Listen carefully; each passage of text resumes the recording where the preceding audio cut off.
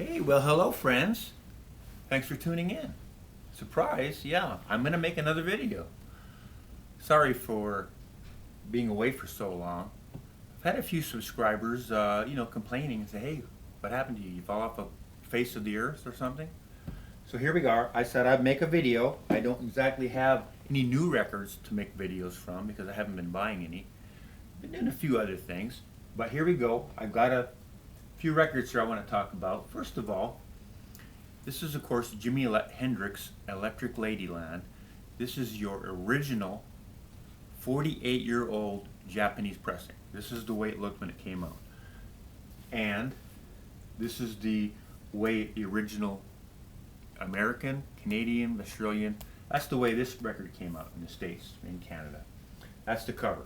Now, where the controversy comes in is in the UK and in Germany, on the Trax label, the black Trax label, which originally came out in those countries, it was released, the cover, the front and back cover had a bunch of naked women on it. Younger ladies were on the front and back cover. And Jimi Hendrix didn't like it at all. He had no control over what was going to go on the cover. The big, he called them, the big shots of the day. They controlled what went on there. He didn't have any say in it. So what he did was he wrote a letter to, because the UK record came out first. They hadn't released this one yet in the States. So when he saw that, he wrote a letter to the US companies, and what he did was he showed them what he wanted to have for the artwork on the front and back covers and the credits, and he sent a bunch of photos and stuff, and he said, this is what I want to have on the record.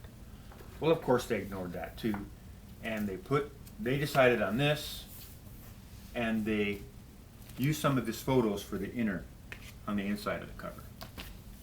Okay, so now what the Japanese did for the original, for their, now the subsequent releases, the reissues all feature the naked women on, the Japanese reissues. But, so what they did was, on the original press, they have lyrics, and then this little kind of book that features the pictures of the naked women on there. And then like this. So they did it a little more discreetly. Now this one I bought a really good price out of Japan because the cover's a little bit rough, but the records are near mint condition, and they play like they're almost brand new, and you don't have any noise on them at all. So what I did was I compared the two pressings to let you know, a 48-year-old original pressing, pressed in Japan, and how of a great job that they do on their records, as we all know, versus the Sony Legacy reissue that came out a few years ago. How does this going to stack up to some really, really good quality records? They stack up. It stacks up. I mean, almost identical sound between the two. It was a little harder because this was recorded. It's a higher. This is recorded. They're not at the same volume. I've got to turn this up to get it to be the same volume that this is when I play it. The loudness, whatever you want to call it. This is recorded louder than this one. I have to turn this one up louder to get it to the same level as that. So it's a little harder when you go back into, but if anything, the difference would be this is a little bit brighter than this one, but they both sound fantastic.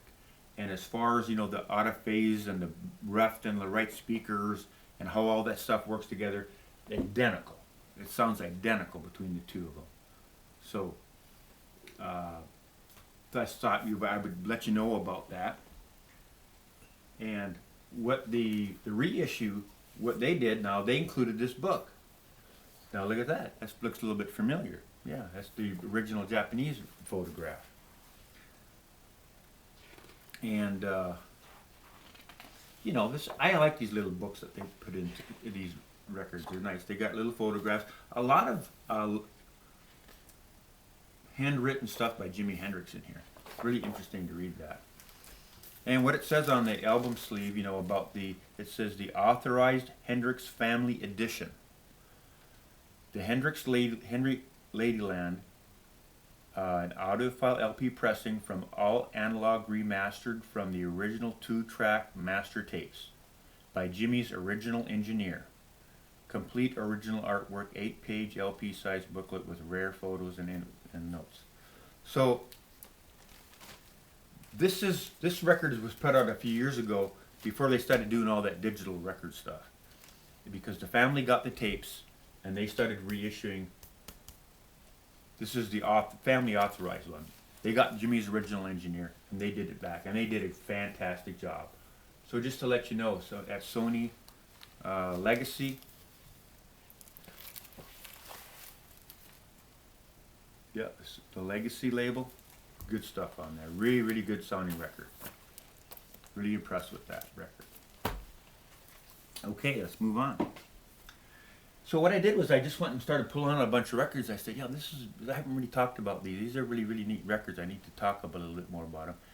And the funny thing about it is that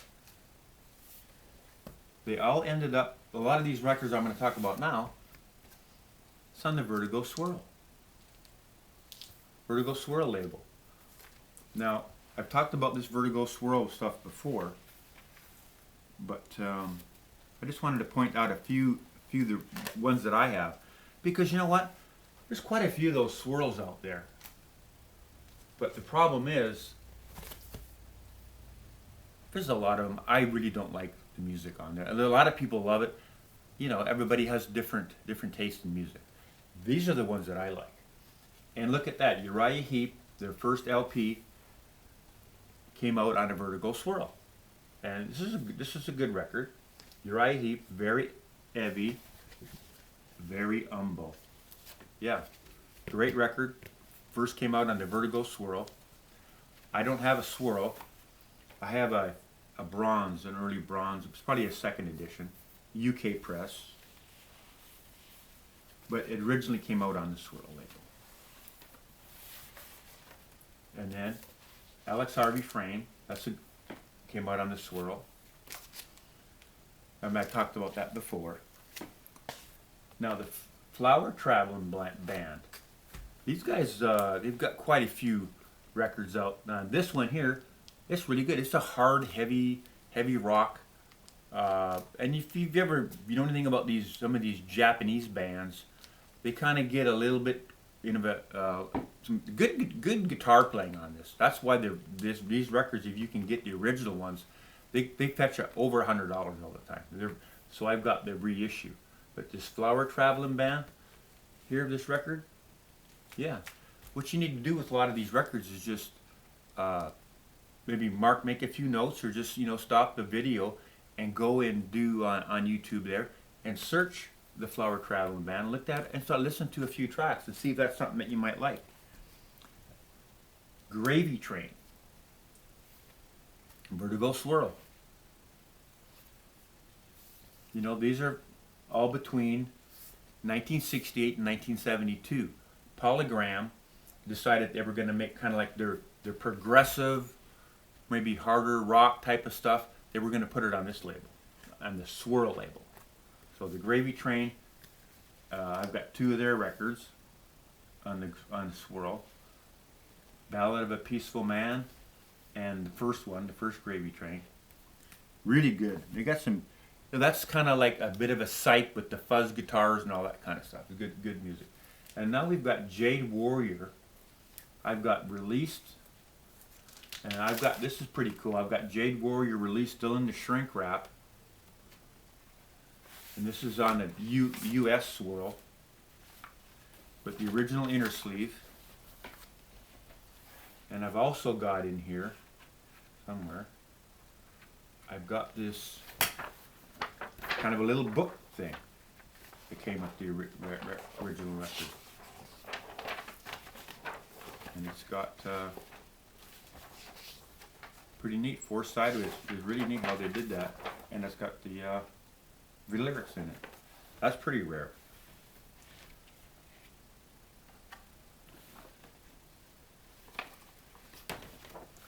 So I've got Jade Warrior released, like again I said on the swirl, and then Jade Warrior, Last Autumn's Dream. This is another swirl here, Jade Warrior. The first, these are good. This is a good record here. I like these records. And then this is not on the swirl, but this one here, the floating one. There's a few of them. I think this one here's the best one of the bunch on those. Okay, now we're getting to some more swirl here. May Blitz, the 2nd of May, and then the first May Blitz. These are really good, hard, heavy rock. Really, there's song after song after song on this thing. They're all great. So May Blitz, if you like that heavy rock, check some of that out. Might like that. Then we get into Beggar's Opera. Waters of Change. Again, it's on the swirl. Beggar's Opera. Pathfinder's name of this one. Beggar's Opera, Get Your Dog Off Me. And I have another couple Beggar's Opera, but I like these three. These three records here are really good. And they're kind of progressive rock. I mean, just really good straight up rock, good rock records. Good lyrics, good singing. And they always did, like they do a cover of MacArthur's Park on this. They do a cover of Classical Gas on this one. And yeah, 3 really good records. Have a look at Beggar's Opera. Check those guys out. And then we got Dr. Z. 3 Parts to My Soul. Yeah, there's one side on here where I guess what it's a token of despair. Dr. Z in A Token of Despair. If they've got that, yeah, listen to that. And this is a really nice record. It's kind of nice the way that the cover opens up on the inside. It's pretty neat. This is not a swirl, by the way. This is a Karma Italian reissue. I can't afford a swirl of this. And then, of course, Black Sabbath. They came out on the swirl label. That's the original label, was just on the swirl. Okay, so now I wanted to talk about this Alice Cooper Muscle of Love record. This is a really good record. You know, it's been reissued by Friday Music, and originally it came out in this box. This one, this original in the box like this. This sounded quite a bit better than that Friday Music reissue. So I've kept this. I've been looking on eBay for a Japanese press. Very, very hard to get. There's not really, I haven't been able to find a near mint one yet.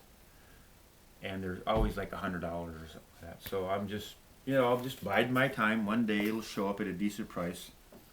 If not, I got that one. Now, Translucent World by The Strange. This is in a Karma out of Italy. Translucent World. And Terry R. Brooks, 1970. Terry R. Brooks and The Strange. Translucent World. Wow, the guitar stuff on here, yeah, this guy's unbelievable stuff he does on this record. Check that thing out. Then we've got Just a Poke, Sweet Smoke. Again, some nice, real good guitar work. Got some sitars on there, you know, a little smoke kind of stuff. Yeah, you kind of get the idea. It's a good record right there. It's the band, you know, guys playing saxophone. Cool music. Now we've got this Telsvalian President, Lambert Land. This is some Finnish prog, really good stuff.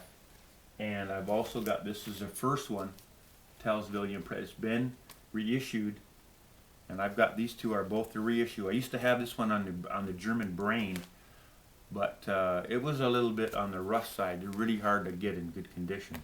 So I bought these reissues. The sound is not exactly, it's almost as good as the original Brain, but not quite. But still, very, very good. Really like the sound, and the packaging is really, really nice. The packaging is superb on these things.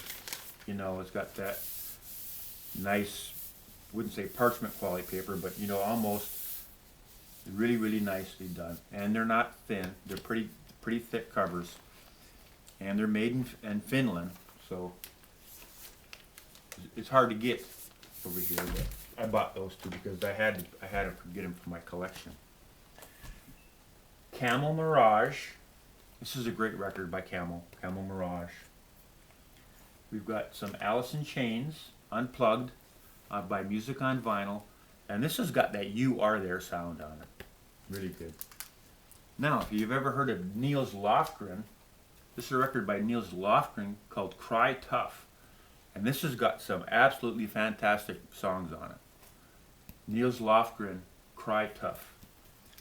Now, have you ever heard of the Cowboy Junkies? I've got a couple of their records here. Somehow they got separated. There we go. Come out. This is a really good one. This was actually reissued by MoFi. I've been looking to get that one. This is a really good Cowboy Junkies. And the Trinity Sessions. Now this is an original Canadian. This is Canadian band. This is original Canadian press, as this is the original Canadian pressing. And now by this was like 1990 or so. This Black Eyed Man. They weren't making record. They didn't press this in Canada.